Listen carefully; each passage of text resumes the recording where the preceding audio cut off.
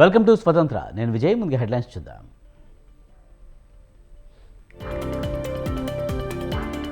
కాసేపట్లో సికింద్రాబాద్ నియోజకవర్గంపై కేసీఆర్ సమీక్ష. ఎమ్మెల్యేలు నేతలతో భేటీ.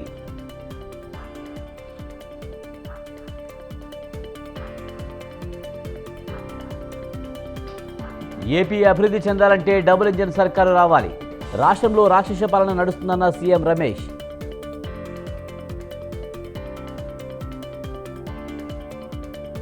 బీఆర్ఎస్ నేతలను కాంగ్రెస్లో చేర్చుకోవడం సరికాదు. పార్టీ కార్యకర్తలకు అన్యాయం చేయొద్దన్న విహెచ్.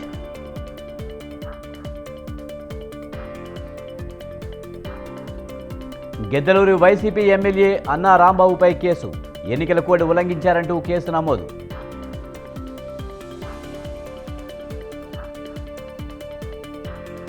ఎమ్మెల్సీ కవిత కస్టడీ పొడిగింపు. మరో 3 రోజులు విచారణకు అనుమతి.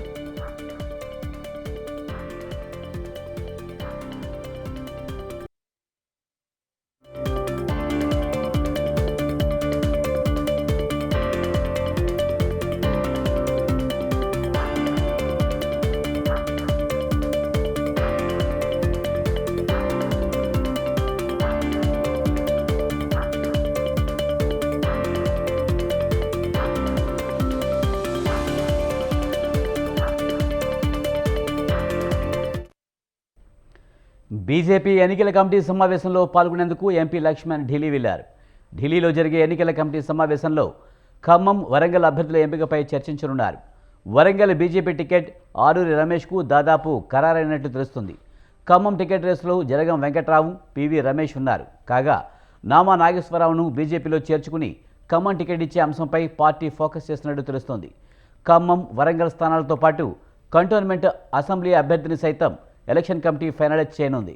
కంటోన్మెంట్ రేసులో మన్నే శ్రీనివాస్, రజనీ, కడియం కళ్యాణ్ పాల్గొన్నారు.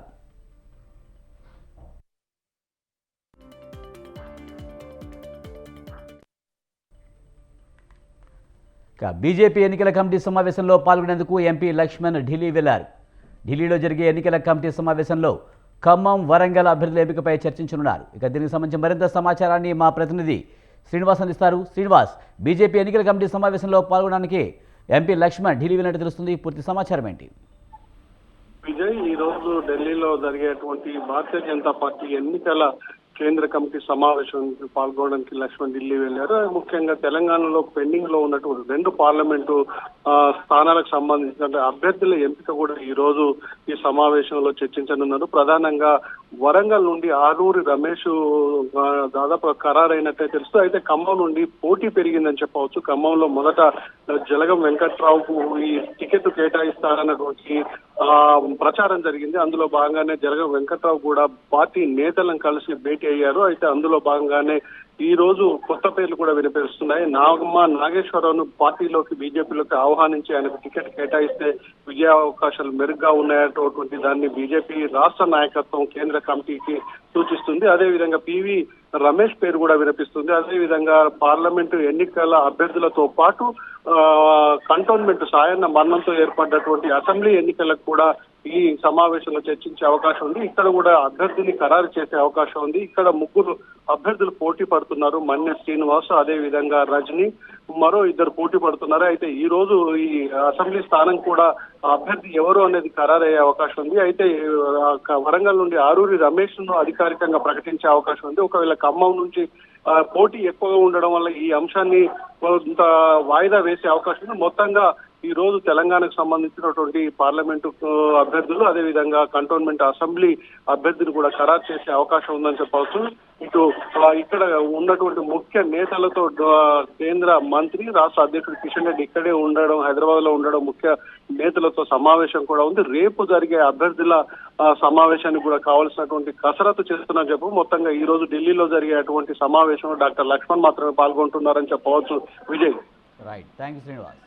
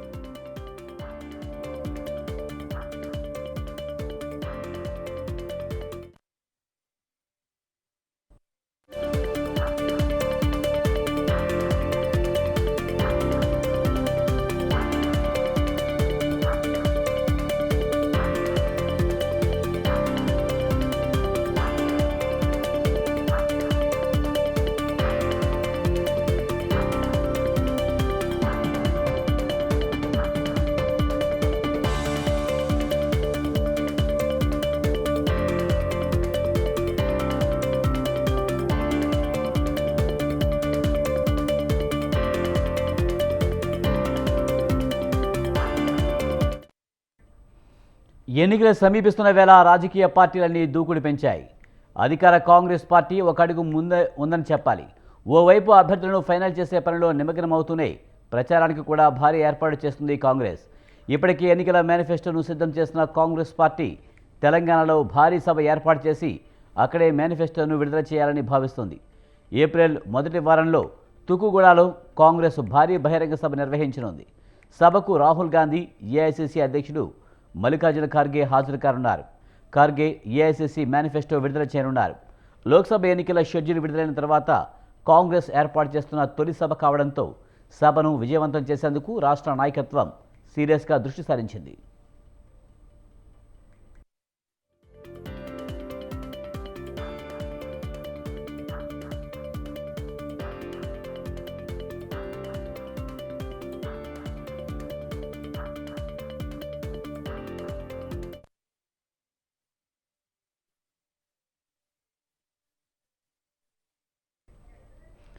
ఎన్నికలు సమీపిస్తున్న వేళ రాజకీయ పార్టీలన్నీ దూకుడు పెంచాయి. అధికార కాంగ్రెస్ పార్టీ ఒక అడుగు ముందనే ఉందని చెప్పాలి.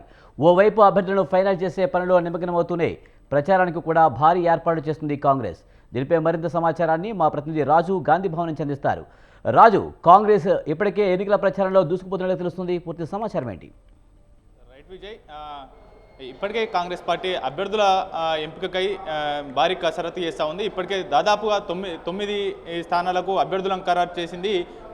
దానిలో భాగంగానే మరోసారి కూడా ఈ పూర్తి స్థాయిలో ఈ హోలీలోపు అంటే ఈ నెల చివరిలోపు అభ్యర్థుల ప్రకటన ఉంటుంది. పూర్తి స్థాయిలో 17 నియోజకవర్గాలకు అభ్యర్థుల ప్రకటించనున్నారు. అయితే ఇదే నేపథ్యంలో వరుసగా అటు ప్రచారం మీద కూడా దృష్టి పెట్టేందుకు కాంగ్రెస్ పార్టీ సిద్ధమైంది. అందులో భాగంగానే ఏప్రిల్ మొదటి వారంలో తుక్కుగూడ బహిరంగ సభలు నిర్వహించేందుకు సిద్ధమైంది. అందులో ఆ బహిరంగ సభకు కూడా ఏఐసీసీ అగ్రనేతగా ఉన్నటువంటి ఏఐసీసీ అధ్యక్షులు మల్లికార్జున ఖర్గేతో పాటు రాహుల్ గాంధీ రానున్నారు.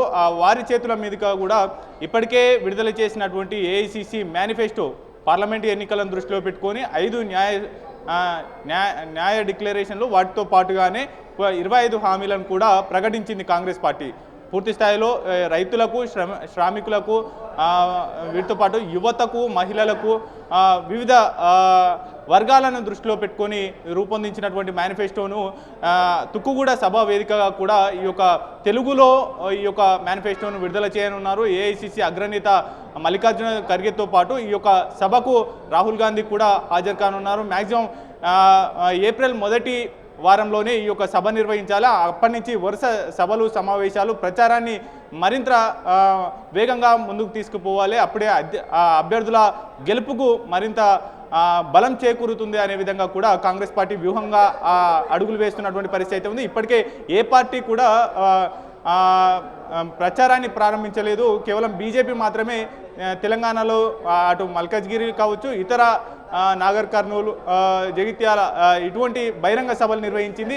అనంతరం జాతీయ పార్టీగా ఉన్నటువంటి కాంగ్రెస్ పార్టీ అటు అభ్యర్థుల వేట కొనసాగిస్తూనే మరోవైపు కూడా ఈ యొక్క ప్రచార వ్యూహాలను కూడా సిద్ధం చేసింది. నిన్నటికి నిన్న ఈ యొక్క ప్రచార కమిటీ సమావేశమైంది. వెనువెంటనే ఈ యొక్క బహిరంగ సభ నిర్ణయం తీసుకోవడం జరిగింది. ఆ తర్వాత అంటే ఏఐసీసీ తీసుకున్నటువంటి నిర్ణయాలను అలాగే మేనిఫెస్టోను కూడా పూర్తి స్థాయిలో ప్రజలకు గడప గడపకు తీసుకువెళ్లేందుకు కార్యక్రమాలు కూడా రూపొందిస్తూ ఉంది. అందులో భాగంగానే తుక్కుగూడలో వచ్చే నెల మొదటి వారంలో నిర్వహించేటటువంటి బహిరంగ సభ సాక్షిగా ప్రతి యొక్క అంశాన్ని కూడా తెలుగులో ప్రస్తావించాలి. ప్రజలకు ఈజీగా అర్థమయ్యే విధంగా కూడా మేనిఫెస్టో విడుదల చేయాలనేటటువంటి భావనలో రాష్ట్ర కాంగ్రెస్ ఉంది. ఇప్పటికే దానికి సంబంధించినటువంటి ఏర్పాట్లకు సంబంధించి కమిటీని కూడా నియమించినట్లు మనకు సమాచారం అంతా ఉంది. పూర్తి స్థాయిలో భారీ ఎత్తున తుక్కుగూడ వేదికగానే అసెంబ్లీ ఎన్నికలకు శంఖారావం పూరించింది రాజీవ్ గాంధీ ప్రాంగణం నుంచి.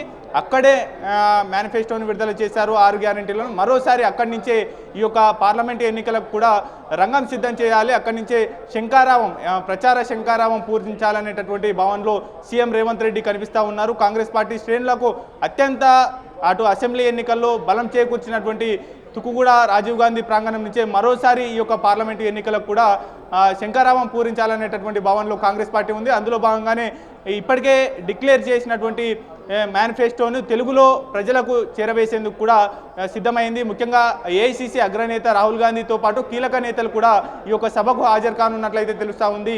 మల్లికార్జున ఖర్గే, అటు రాహుల్ గాంధీ, ఇతర కీలక నేతలు కూడా హాజరు కానున్నారు. ముఖ్యంగా రాష్ట్ర నాయకత్వం కూడా ప్రచారం మీద ప్రత్యేక శ్రద్ధ పెట్టిందని చెప్పుకోవాలి. ఎందుకంటే ఇప్పటికే ప్రతి అంశాన్ని కేంద్రంలో ఉన్నటువంటి కేంద్ర ఏఐసిసి తీసుకున్నటువంటి ప్రతి అంశాన్ని కూడా ప్రజలకు చిట్ట చివరి ప్రజలకు కూడా గడప గడపకు చేరవేసేందుకు కూడా ఈ యొక్క బహిరంగ సభను ఒక వారధిగా ఉపయోగించుకోవాలనేటటువంటి భావనలో ఉంది. దానిలో భాగంగానే ఈ యొక్క సభను మొదటి వారంలో నిర్వహిస్తున్నారు. ఈ సభ ద్వారా కూడా ప్రతి అంశాన్ని 6 గ్యారంటీలను ఏ విధంగా ప్రజల్లోకి చేరవేశారో అదే విధంగా కూడా పార్లమెంటు ఎన్నికల్లో వ్యూహంగా అనుసరిస్తుంది. దాంతోపాటుగానే గడప గడపకు తీసుకువెళ్లేందుకు కూడా పూర్తి స్థాయిలో ఈ యొక్క కార్యక్రమాన్ని చేపట్టిందని చెప్పుకోవాలి. విజయ్. రైట్, థ్యాంక్ యూ రాజు.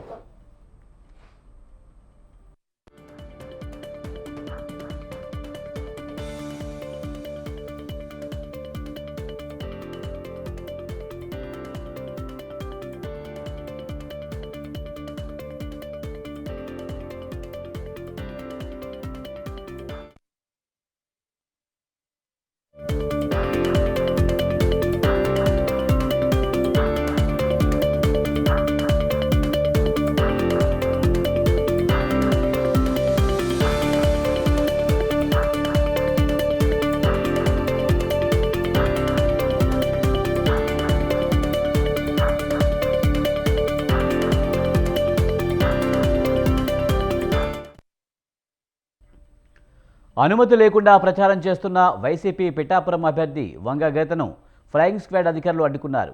నియోజకవర్గంలో ఎన్నికల ప్రచారం నిర్వహించిన వంగ గీతను ప్రచార అనుమతులు చూపించాలని అధికారులు అడగడంతో మధ్యలోనే ఆపేసి వెళ్లిపోయారు. గత కొద్ది రోజులుగా పిఠాపురం నియోజకవర్గంలో గీత విస్తృతంగా పర్యటిస్తున్నారు. పిఠాపురం నుంచి జనసేన అధినేత పవన్ బరిలో ఉండడంతో ఇంకా ముందుగానే ప్రచారంలో స్పీడ్ పెంచారు.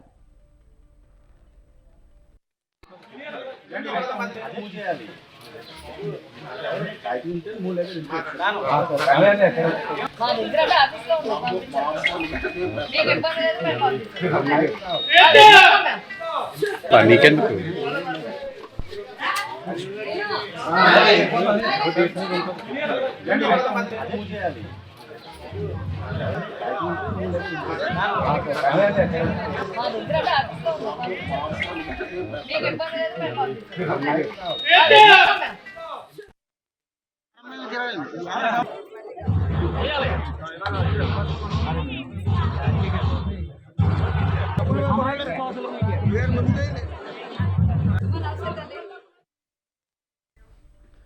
అనుమతి లేకుండా ప్రచారం చేస్తున్న వైసీపీ పిఠాపురం అభ్యర్థి వంగ గీతను ఫ్లయింగ్ స్క్వాడ్ అధికారులు అడ్డుకున్నారు.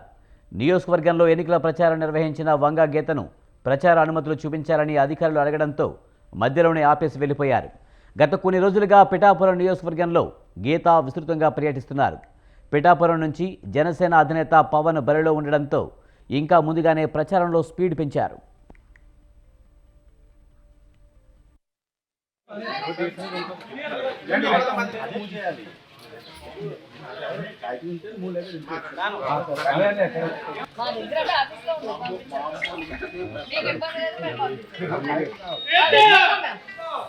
నీకెందుకు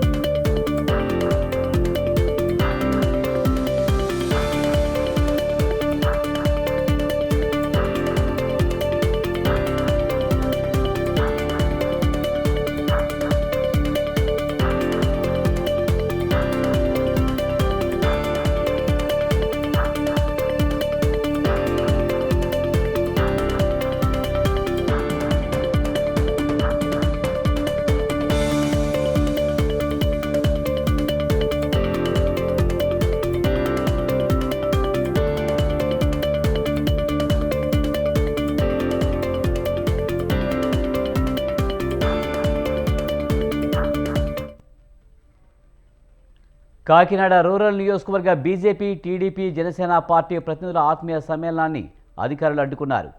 బీజేపీ నాయకుడి ఇంట్లో సమావేశం జరుగుతుండగా ఎండీఓ, పోలీసులు అక్కడికి వెళ్లి అడ్డుకున్నారు. అధికారులతో జనసేన, టీడీపీ, బీజేపీ అసెంబ్లీ అభ్యర్థి పంతం నానాజీ వాదనకు దిగారు. ఎందుకు అడ్డుకున్నారని ప్రశ్నించారు. కాగా ఇంట్లో జరిగే కార్యక్రమానికి కూడా అనుమతులు ఉండాలని నిలదీశారు. పోలీసు అధికారులు అధికార పార్టీకి వత్తాసు పలుకుతూ ప్రతిపక్ష కూటమిని అడ్డుకోవడం తగదంటూ నిరసనకు దిగారు.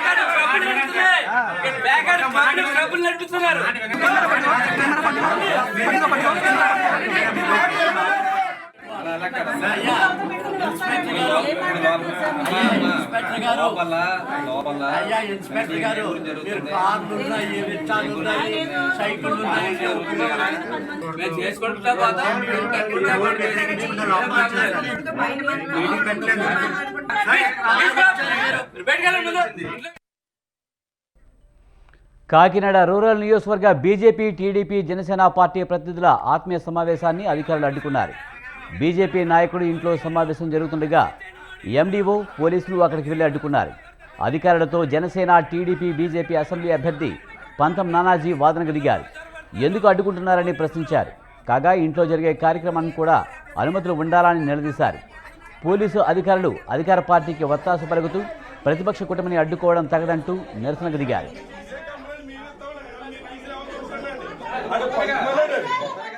రవీంద్ర బాబు అనే ఎస్ఐ ఇక్కడ భారతీయ జనతా పార్టీ, జనసేన, తెలుగుదేశం చెందిన కార్యకర్తలు కాదు, ముఖ్య నాయకుల సమావేశానికి దాడి చేయించబడ్డాడు. వైసీపీతో ప్రేరేపించబడి దాడి చేయబడ్డాడు. దాడి చేసి ఇంట్లో బలవంతంగా పర్మిషన్ లేకుండా ఇంట్లోకి జొరబడ్డాయి. ఈ ఎస్ఐ సస్పెండ్ చేయమని నేను కోరుతా ఉన్నాను.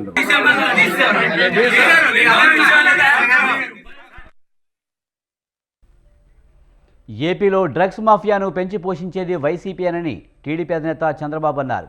విశాఖలో కంటైనర్ దొరికితే టీడీపీపై విమర్శలు చేస్తారంటూ ప్రశ్నించారు. బ్రెజిల్ అధ్యక్షుడు ఎన్నిక కాగానే విజయసాయిరెడ్డి ట్వీట్ చేశారని గుర్తు చేశారు. డ్రగ్స్ మాఫియాను పెంచి పోషించేది ఎవరో అందరికీ తెలుసునని, చేసేది చేయించేది వైసీపీ అని చంద్రబాబు మండిపడ్డారు.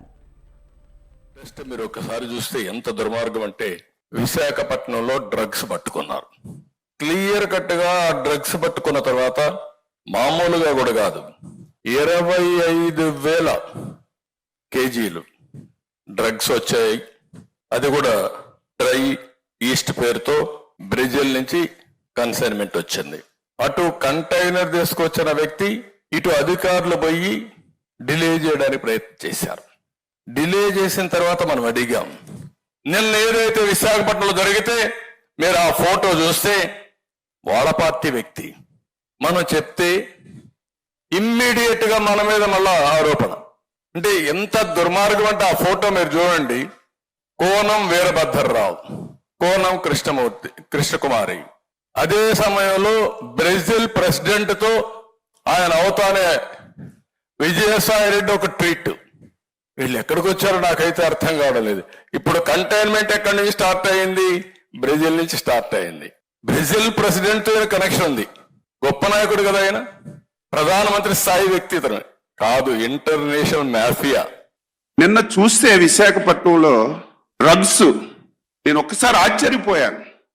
ఉత్తరాంధ్ర ప్రజలకి రాజధాని అని చెప్పి డైవర్ట్ చేసి 5 సంవత్సరాలు జగన్మోహన్ రెడ్డి గ్యాంగ్ విశాఖపట్నాన్ని డ్రగ్స్ కేంద్రంగా మార్చినటువంటి విషయాన్ని ఘంటాపథంగా తెలియచేస్తున్నాను.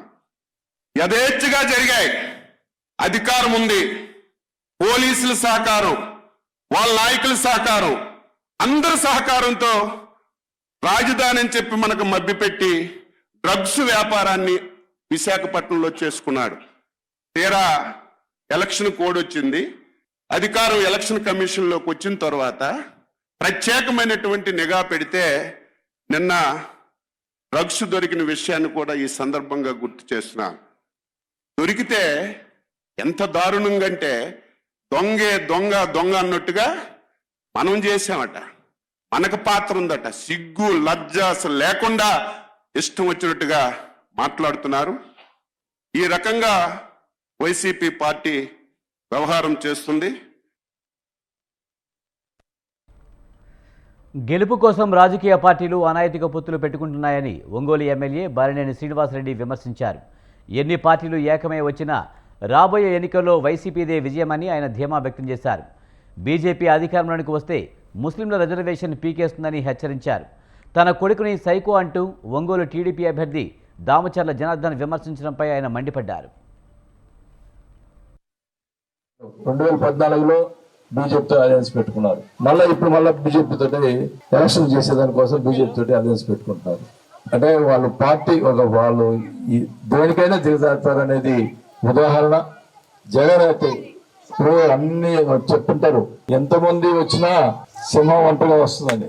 ఒంటరిగానే పోటీ చేస్తున్నాం. వాళ్ళు 3 పార్టీలు, తెలుగుదేశం, జనసేన, బీజేపీ 3 కలిపి పోటీ చేస్తా ఉన్నాయి. ఎన్ని చేసినా కూడా సింహం ఒంటరిగా వస్తుంది, ఒంటరిగా గెలుస్తుందని కూడా ఈ సభాగా తెలియజేసుకుంటా ఉన్నాం.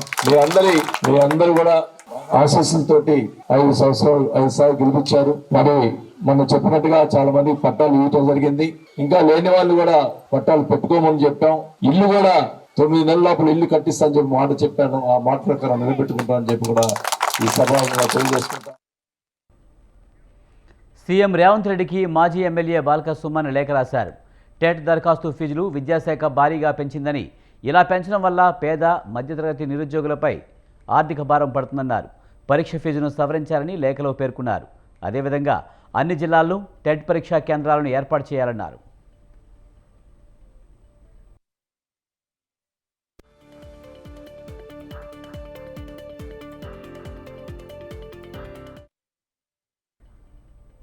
మాదిగలకు సీఎం రేవంత్ రెడ్డి ద్రోహం చేస్తున్నారని మందకృష్ణ మాదిగ మండిపడ్డారు. ఎస్సీ వర్గీకరణ ఆలస్యానికి కారణం కాంగ్రెసేనని ఆగ్రహం వ్యక్తం చేశారు.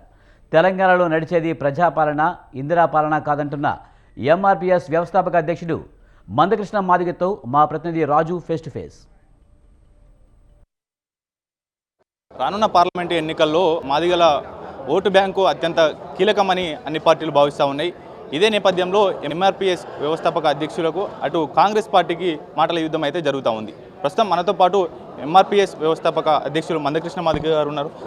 సార్ చెప్పండి, ఏంటి మీకు జరుగుతున్నటువంటి అన్యాయం ఏంటి? ప్రధానంగా మీరు లేవనెత్తేటటువంటి అంశం ఏంటి సార్? తెలంగాణ సమాజం, తెలుగు సమాజం అంతా ప్రతి ఒక్కరి అభిప్రాయాలను వింటున్నది. ఇప్పుడు ఇది పార్లమెంటు ఎన్నికల సందర్భం. తెలంగాణలో షెడ్యూల్ కులాల్లో మాదిగలు 70% మంది ఉన్నారు.